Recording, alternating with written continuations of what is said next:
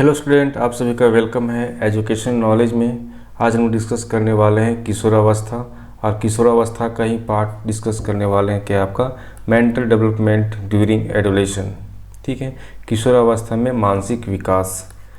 किशोरावस्था के बारे में काफ़ी डिटेल से डिस्कस हो चुका है, जिसमें कि हम किशोरावस्था के सभी पार्ट जैसे कि उसका परिचय, उसका अर्थ, उसका परिभाषा, उसकी विशेषता, इन सभी के बारे में काफ़ी डिटेल से डिस्कस किए हुए हैं। अगर वो अभी तक आप नहीं देखे हैं तो उसका जो लिंक है आपको डिस्क्रिप्शन बॉक्स में उसका लिंक मिल जाएगा, वहाँ से चेकआउट कर सकते हैं, या फिर आई बटन में उसका लिंक आपको प्रोवाइड कर दिया जाएगा। ये जो चैप्टर है, ये चैप्टर आपका आता है, पेपर का नाम है चाइल्डहुड एंड ग्रोइंग अप, जिसका यूनिट 5 में आपको ये पढ़ना है। ये सभी व्यक्ति के लिए सबसे इम्पॉर्टेंट इसलिए माना जाता है क्योंकि सभी व्यक्ति का सबसे स्टार्टिंग पीरियड बोल सकते हैं, लाइफ का सबसे इम्पॉर्टेंट पार्ट जो होता है, आरंभिक जो अवस्था होती है, ये किशोर अवस्था ही होती है। इसी अवस्था में बच्चे जो है अपना भविष्य का निर्माण करते हैं, है ना, अपने लाइफ में क्या करना है उसके बारे में सोचते हैं। तो ये जो अवस्था होती है काफ़ी इम्पोर्टेंट होता है प्रत्येक व्यक्ति के लिए। तो आज का जो टॉपिक है वो टॉपिक क्या है, मेंटल डेवलपमेंट। इस अवस्था में जो बच्चे होते हैं उसका मेंटल डेवलपमेंट किस प्रकार से होता है, उसमें क्या क्या चीज़ें देखने को मिलती है, उन सभी के बारे में डिस्कशन होगा।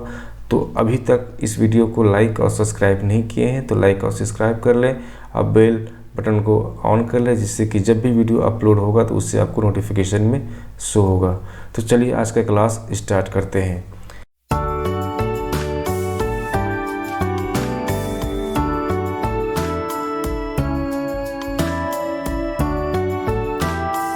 सबसे पहले ये बात करते हैं कि इस एज के जो बच्चे होते हैं उसके शारीरिक विकास के साथ साथ उसका मानसिक विकास भी होता है, काफ़ी तीव्र गति से होता है। ठीक है, इस अवस्था के जो बच्चे होते हैं उसका फिजिकल और मेंटल डेवलपमेंट की बात करते हैं तो उसका जो तीव्रता होती है विकास होने की, जो डेवलप होने की, वो काफ़ी तीव्र देखने को मिलता है। तुरंत क्या होते हैं, शरीर के जो रचनाएं होती है उसमें बदलाव देखने को मिलेगा। उसके उसका मेंटल विकास की बात करते हैं तो उसमें काफ़ी सारी चीज़ें चेंजिंग देखने को मिलेगा। ठीक है, इसी को परिभाषित करते हुए वुडवर्थ, इन्होंने एक मनोवैज्ञानिक, इन्होंने क्या बोला है कि मानसिक विकास जो होता है वो 15 से 20 वर्ष की आयु तक, है ना, अपनी उच्चतम सीमा तक पहुंच जाता है। अगर उच्चतम सीमा की बात की जा रही है दैट मीन्स ये हुआ कि 15 से 20 साल तक जो बच्चा होता है उस बच्चा का जो मेंटल डेवलपमेंट होता है वो पूरी तरह से परिपक्व हो जाता है ना। उसकी जितनी विकास होनी चाहिए, मेंटल डेवलपमेंट होनी चाहिए, है ना, वो क्या होती है, वो पूरी तरह से होना या पूरी तरह से हो जाता है। ठीक है, अब हम बात करते हैं कि मानसिक विकास का प्रमुख अवस्था जो होती है ना, मानसिक विकास के अंतर्गत कौन कौन प्रमुख अवस्था देखने को मिलती है। अगर हम बात कर रहे हैं मेंटल की, तो मेंटल की बात कर रहे हैं दैट मीन्स ये हुआ मेंटल स्टेज में क्या होता है कि बच्चे के अंदर किस प्रकार की चीज़ें देखने को मिलती है, उन सभी के बारे में काफ़ी डिटेल से डिस्कस करने वाले हैं। तो वीडियो को लाइक और सब्सक्राइब कर लें, और वीडियो के लास्ट तक आप देखें, आपको बहुत कुछ सीखने को मिलेगा। बहुत सारी चीज़ें आपको किशोरावस्था के बारे में समझ में आएगा, जो अपने लाइफ में आप जो एहसास किए हैं वो सभी चीज़ों को एक फिर आपको रिकॉल के जैसा फील होने वाला है। जैसे कि पहला पॉइंट क्या आता है आपका, रुचि का विकास। रुचि का विकास। दूसरा पॉइंट क्या आता है, सीखने की क्षमता का विकास। तीसरा पॉइंट क्या आता है, सामाजिक योग्यताओं का विकास। चौथा पॉइंट क्या आता है, बुद्धि का अधिकतम विकास। ठीक है, और भी पॉइंट है। अगर बुद्धि का अधिकतम विकास की बात करते हैं दैट मीन्स क्या होता है कि तर्क विकास होता है, स्मरण शक्ति का विकास होता है, कल्पना शक्ति का विकास होता है, भाषा का विकास होता है। इन सभी के बारे में काफ़ी डिटेल से डिस्कस करने वाले हैं। तो हर एक पॉइंट को हम लोग क्या करेंगे, काफ़ी अच्छी तरह से समझेंगे। रुचि का विकास होता है तो रुचि का विकास किस प्रकार से होता है, क्या क्या चीज़ें उसके इंटरेस्ट में क्या क्या चीज़ें बदल जाती है, किस तरह की सोच होती है, उन सभी के बारे में काफ़ी डिटेल से डिस्कस करने वाले हैं। तो हमारे साथ बने रहें। पहला पॉइंट क्या आता है आपका, और भी पॉइंट है इसमें, देखिए, चिंतन शक्ति का विकास होता है, ध्यान केंद्रित करने की क्षमता का विकास होता है। ये सभी के बारे में डिस्कस करेंगे, है ना, और काफ़ी डिटेल से करने वाले हैं। तो वीडियो के लास्ट तक बने रहें और जो टॉपिक है उस टॉपिक को काफ़ी अच्छी तरह से समझने की कोशिश करें। तो चलिए पहला पॉइंट हम लोग डिस्कस करते हैं, रुचि का विकास। ठीक है, रुचि मतलब समझ में आ रहा है, इंटरेस्ट मतलब कि प्रत्येक व्यक्ति का अपना अपना इंटरेस्ट होता है। तो हम यहाँ बात कर रहे हैं किशोरावस्था का। तो किशोरावस्था के जो बच्चे होते हैं उसमें किस प्रकार का रुचि देखने को मिलता है, इसके बारे में जानेंगे। हम जानते हैं कि जो किशोरावस्था होता है उस अवस्था में क्या होता है कि प्रत्येक बच्चे को है ना बहुमुखी प्रतिभा संपन्न बनने की इच्छा होती है। वो चाहता है कि हम हर एक क्षेत्र में है ना अपना परचम लहराएं, हर एक क्षेत्र में अपनी एबिलिटी को अच्छी तरह से प्रदर्शन करें, है ना, उसकी अपनी इच्छा होती है। इस समय क्या होता है कि विभिन्न क्षेत्र से संबंधित उनकी रुचि का विकास होता है, वो विभिन्न क्षेत्रों में उसका इंटरेस्ट होता है ना। चाहे आप बात कर लें स्टडी की बात करें, है ना, आप बात कर लें एक्टिंग की बात कर लें, है ना, आप बात करते हैं नेता या लीडरशिप बनने की बात करें, है ना। विभिन्न क्षेत्रों में क्या होता है, उसका विकास होता है, उसका जो इंटरेस्ट होता है विभिन्न क्षेत्रों में देखने को मिलता है ना। प्रशिक्षण की बात करते हैं, प्रशिक्षण है ना उपयुक्त वातावरण या माता पिता और शिक्षकों के सहयोग से है ना उसके अंदर एक सृजनात्मक का विकास भी होता है। मतलब कि अगर हम बात करते हैं कि उसके अंदर बहुत सारे ऐसे क्रिएटिव आइडिया जो है वो डेवलप होता है। तो ये सब जो आइडिया डेवलप होता है इसमें क्या होते हैं, उनके जो माता पिता होते हैं और उनके शिक्षक होते हैं या फिर बोल सकते हैं कि जिसका ट्रेनिंग देता है उसकी बात करते हैं। तो एक उचित वातावरण जो होता है उन सभी की मदद से क्या होता है कि बच्चे के अंदर जो है एक नया तरह का क्रिएटिविटी जन्म लेता है और उसके आधार पे नई नई चीज़ों का भी खोज करता है। ठीक है, तो यही एक अवस्था है जिस अवस्था में यह देखने को मिलता है कि बच्चे के अंदर एक सृजनात्मक का विकास भी देखने को मिलता है। अगर किशोर की बात कर रहे हैं तो किशोर में क्या होते हैं, रुचियों का अध्ययन, खेल कूद, ललित कला, है ना, किसी भी क्षेत्र में क्या होते हैं उसकी जो इंटरेस्ट होता है वो बना हुआ रहता है। ठीक है, रुचि जो होता है वो क्या करता है कि उस सीखने में या उसकी बहुत ज़्यादा सहायता करता है। अगर हम बात करते हैं किसी भी चीज़ को आपको सीखना है, ठीक है, तो किसी भी बात को सीखने, किसी भी चीज़ों को सीखने के लिए अब क्या होना चाहिए, उसमें इंटरेस्ट होना चाहिए, है ना। अगर उसमें रुचि है दैट मीन्स ये हुआ कि आप उस चीज़ों को बहुत आसानी से काफ़ी इजी वे में उस सभी चीज़ों को सीख लेंगे। अगर आपका उसमें रुचि नहीं है दैट मीन्स ये हुआ कि आप उसको किसी भी हालत में करने की कोशिश तो करेंगे लेकिन आप बहुत जल्दी उसको सीख नहीं पाएंगे।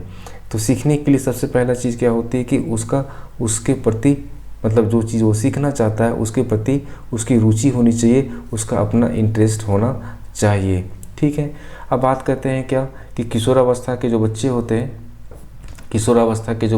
हैं उसमें जो लड़कियां होती है ना, जो बालिकाएं होती है उसके अंदर क्या होता है, नृत्य करने का, संगीत, ड्रामा, चित्रकारी, इस तरह की उसके अंदर रुचि डेवलप होता है ना। उस एज के जो बच्चे होते हैं उसके अंदर क्या होते हैं, जो गर्ल्स होते हैं उसके अंदर क्या होता है कि डांस करने की प्रवृत्ति आती है ना। एक नेचर आता है कि हमको डांस करना है, हमको सिंगिंग सीखना है, हमको ड्रामा करना है, हमको आर्ट करना है। इस तरह की रुचि क्या होते हैं उस समय के एज के लड़कियों में देखने को मिलती है।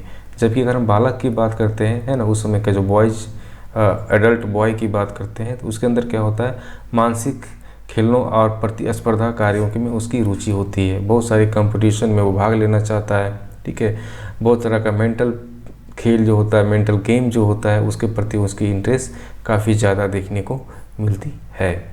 ठीक है, नेक्स्ट पॉइंट की ओर बढ़ते हैं हम लोग। नेक्स्ट पॉइंट में क्या है, सीखने की क्षमता का विकास। हम जानते हैं कि इस या जो एज होता है इस एज में जो उसके बहुमुखी विकास होते हैं, ठीक है, तो उसमें क्या होता है कि बच्चा जो है हर चीज़ को सीखने की कोशिश करता है। जब वो किसी चीज़ को सीखने की कोशिश करता है दैट मीन्स ये हुआ कि उसके सीखने की जो क्षमता होती है, जो कैपेसिटी होती है, किसी भी चीज़ को लर्न करने की जो कैपेसिटी होती है उसमें भी क्या होता है, उसका डेवलपमेंट होता है। जब आप किसी चीज़ को बार बार सीखने की कोशिश करेंगे तो क्या होता है कि उस एरिया या उस क्षेत्र में आप क्या होता है कि आपका जो क्षमता होती है उसका विकास होता है। तो वही बात कहा गया है कि बहुमुखी रुचियों के विकास के कारण, है ना, क्या होता है कि उस समय का जो किशोर बालक होते हैं उसके विभिन्न क्षेत्रों में, जैसे व्यवहारिक हो गया, सैद्धांतिक हो गया, वैज्ञानिक हो गया या यांत्रिक क्रियाओं को सीखने का प्रयास करता है। ठीक है, वो हर एक क्षेत्र में क्या करता है, कोशिश करता है कि उसमें हम ज़्यादा से ज़्यादा सीखें, है ना, और सीखने के बाद अपने लाइफ में उसका उपयोग करें। ठीक है, अब नेक्स्ट पॉइंट आपका आता है मानसिक योग्यता का विकास। अब मानसिक योग्यता की बात की जा रही है, मेंटल एबिलिटी की बात की जा रही है। तो हम जानते हैं कि प्रत्येक व्यक्ति का अपना मेंटल एबिलिटी होता है, उसके आधार पे वो अपने जीवन में उस कार्य को करते हैं। अब यहाँ बात हो रही है किशोरावस्था के बच्चे का, दैट मीन्स 13 से 21 साल के जो बच्चे होते हैं उसकी बात हो रही है। उसमें से क्या है कि 15 से 20 साल का जो बच्चा होता है उसका मेंटल ग्रोथ जो होता है पूरी तरह से विकसित हो चुका होता है, डेवलप हो चुका होता है। तो यही बात कहा गया है कि इस अवस्था में जो मानसिक विकास होता है वो क्या होते हैं, परिपक्व हो जाते हैं, जिस कारण से क्या होते हैं उसमें सोचने और विचारने की कला जो होती है वो डेवलप होता है ना। अंतर करने का अपना सोच होता है, एबिलिटी होता है, उसमें क्या होता है काफ़ी ज़्यादा विकास होता है। किसी प्रकार का निर्णय लेना हो, समस्या का समाधान करना हो, ये सभी जो है उसकी मानसिक योग्यता के विकास के अंतर्गत देखने को मिलता है। एक चीज़ और भी यहाँ कहना चाहेंगे कि जो बच्चे उस एज में होते हैं तो उसकी सोच समझ जो होती है काफ़ी अच्छा होती है ना। वो हर एक चीज़ों को सिर्फ कहने से उसको मान नहीं लेते हैं, है ना। उसको उस चीज़ को अच्छी तरह से एनालाइज करते हैं, उसका विश्लेषण करते हैं और उसके बाद आपको लगता है कि नहीं, उसको लगता है कि ये बातें सही है और सटीक है तो उस चीज़ को अपने जीवन में अपनाते हैं। अंतर स्पष्ट करने का सेंस यहाँ पे ये निकल के आता है कि हम किस चीज़ों को बेहतर और किस चीज़ों को अपने लाइफ के लिए ख़राब है, इस चीज़ का अंतर स्पष्ट करने लगता है। लाइफ में कौन सी चीज़ें हमें करनी चाहिए, कौन सा ऐसा वर्क है, कौन सा चीज़ें हैं अपनी लाइफ में वो सारी करनी चाहिए, कौन सी चीज़ें नहीं करनी चाहिए, इस सारी चीज़ों का डिफरेंस करने लगता है। साथ में अपने जीवन में जितनी भी तरह की गतिविधि होती है उस गतिविधि के अंतर्गत वो एक चीज़ का मूल्यांकन करने लगता है कि ये सारी चीज़ें अच्छी चीज़ें हैं या बुरी चीज़ें हैं, है ना। अच्छी बातें हैं या बुरी बातें हैं, अच्छे वर्क है या गलत वर्क है, इस सभी के बारे में क्या होता है वो अंतर करने लगता है। हर अपने जीवन का जो डिसीजन होता है ना, अपने जीवन में क्या करना है, कैसे करना है, उसका भी जो डिसीजन होता है उस एज में आके लेने लगता है कि लाइफ में किस प्रकार से अपना ऑब्जेक्टिव है उसको प्राप्त कर सकते हैं, अपना जो एम है उसको प्राप्त कर सकते हैं, उसके लिए क्या क्या प्रोसेस है, कैसे अपनी लाइफ को बेहतर कर सकते हैं, है ना। इस सभी चीज़ों के बारे में भी डिस्कशन करते हैं अपने ग्रुप में और उसका डिसीजन भी लेना शुरू कर देते हैं। और उस समय के जो बच्चे होते हैं उसके अंदर बहुत सारी समस्याएं होती है ना, उसकी लाइफ में बहुत सारी समस्याएं होती है, तो उस समस्याओं का समाधान करने का भी कोशिश करता है, जिसमें कि उसका क्या होता है मेंटल एबिलिटी का विकास होता है। अब बात करते हैं बुद्धि का अधिकतम विकास। अगर हम बात कर रहे हैं बुद्धि का अधिकतम विकास, दैट मीन्स ये हुआ कि बुद्धि के अंतर्गत बहुत सारी चीज़ें आती है ना, उसको एक एक करके हम लोग डील करने वाले हैं। जैसे कि तर्क शक्ति का विकास की बात कही जा रही है, तो उस एज के जो बच्चे होते हैं उसमें जो तर्क शक्ति है उसका विकास देखने को मिलता है। वो किसी भी बातों को काफ़ी गहराई से, है ना, उसके बारे में आर्गूमेंट करते हैं और उसके विश्लेषण कर, है ना, अपने जीवन में जितना हो सके उसका इस्तेमाल करने की कोशिश करते हैं। बिना तर्क किए हुए कोई भी किशोर बालक है बिना तर्क किए हुए किसी बात को स्वीकार नहीं करता है। आप कोई भी बात को बोल दीजिएगा, इसका मतलब ये नहीं है कि उसको स्वीकार कर लेगा। वो जल्दी से स्वीकार नहीं करता जब तक कि उसकी गहराई तक पहुंच नहीं जाता है। साथ में यह भी देखने को मिलता है कि जब बच्चा तर्क करने लगता है, उसका तर्क शक्ति का विकास होने लगता है, तो देखते हैं कि विभिन्न तरह की समस्या होती है, उसका समाधान करने के लिए वो स्वयं, है ना, स्वयं उसको करने की कोशिश करता है।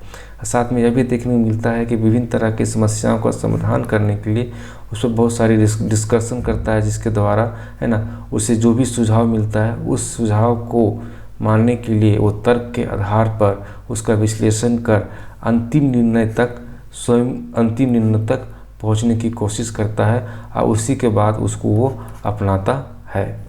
ठीक है। नेक्स्ट पॉइंट आपका आता है स्मरण शक्ति, मेमोरी पावर।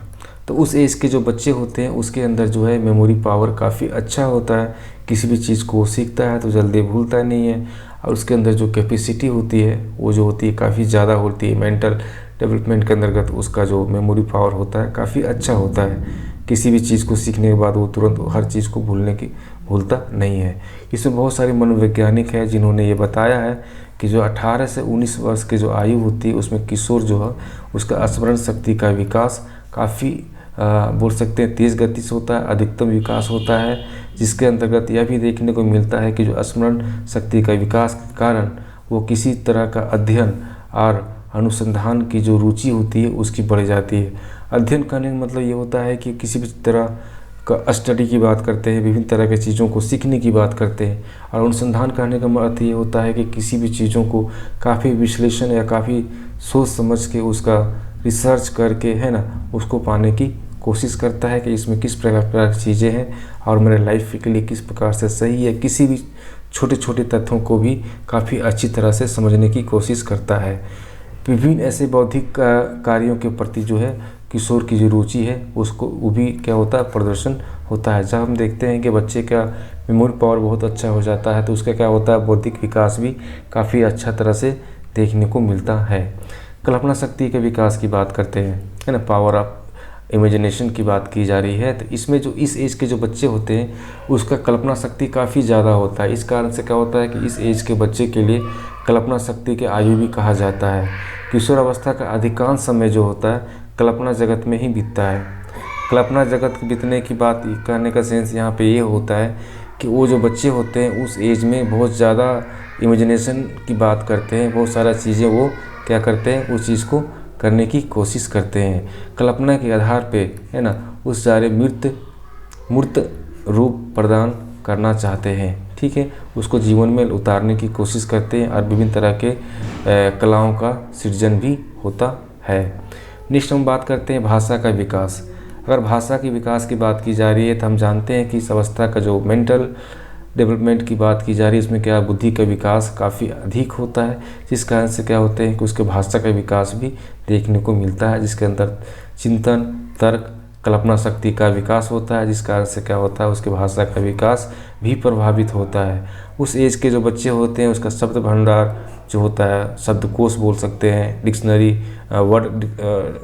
बोल सकते हैं, उसका जो विस्तृत रूप जो है वो देखने को मिलता है। अच्छे भाषा शैली का भी प्रयोग करता है। जब उससे बात करेंगे तो आपको एहसास होगा, है ना, कि अच्छे वर्ड का, अच्छे सेंटेंस का फॉर्मेशन करने के लिए सीखता है, जिससे कि वो अपने जीवन में, अपने समाज में अच्छा पहचान बनाने की बात होती है। सुविचार करने का सेंस यहाँ पे ये आता है कि बच्चे उस समय जो होते हैं अच्छा वर्ड का चुनाव करता है, उसकी भाषा शैली होती है, उसका सुविचार होता है, इस कारण से सामाजिक संबंध का जो विस्तार होता है काफ़ी अच्छा देखने को मिलता है।